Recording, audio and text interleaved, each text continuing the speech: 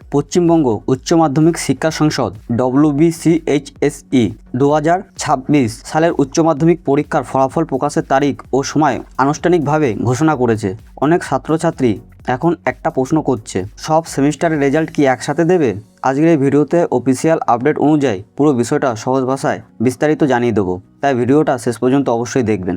এই নোটিশ অনুযায়ী HS result 2026 প্রকাশ করা হবে 14 মে 2026 সকাল 10:30 বিদ্যাসাগর ভবনে আনুষ্ঠানিক সাংবাদিক বৈঠকের মাধ্যমে ফলাফল ঘোষণা করা হবে এবং পরীক্ষার্থীরা সকাল 11টা থেকে অনলাইনে তাদের ফলাফল দেখতে পাবেন। রেজাল্ট প্রকাশের পর অফিসিয়াল ওয়েবসাইটে গিয়ে রোল নাম্বার এবং রেজিস্ট্রেশন নাম্বার দিয়ে খুব সহজেই রেজাল্ট চেক করা যাবে। আরেকটি গুরুত্বপূর্ণ বিষয় হলো, রেজাল্ট বেরোনোর দিন অফিসিয়াল ওয়েবসাইটে অনেক বেশি ট্রাফিক থাকে, তাই সার্ভার স্লো হতে পারে। সেক্ষেত্রে একটু অপেক্ষা করে আবার চেষ্টা করবেন।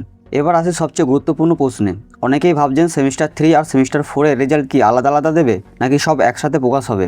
বর্তমান অফিসিয়াল আপডেট এবং বোর্ড সূত্র অনুযায়ী জানা যাচ্ছে, আপনি যখন 2026 সালে উচ্চ মাধ্যমিক পাস করবেন তখন আপনার হাতে যে চূড়ান্ত মার্কশিট আসবে তাতে সেমিস্টার 3 এবং সেমিস্টার 4 উভয় পরীক্ষার নম্বর যোগ করে একটি কম্বাইন্ড ফাইনাল রেজাল্ট দেওয়া হবে। এর মধ্যে থাকবে semester 3, semester 4 number, practical number, internal assessment number এবং ফাইনাল টোটাল মার্ক, মানে তোমাদের পুরো হায়ার সেকেন্ডারি পারফরমেন্স একটা মার্কশিটে দেখানো হবে। মনে রাখবেন, চূড়ান্ত পাসের জন্য প্রতিটি সেমিস্টারে আলাদাভাবে পাস করার চেয়েও গুরুত্বপূর্ণ হলো দুটি সেমিস্টার মিলিয়ে মোট 5 নম্বর তোলা। তবে প্র্যাকটিক্যাল এবং প্রজেক্টের নাম্বার এর সাথে আলাদাভাবে যুক্ত হবে।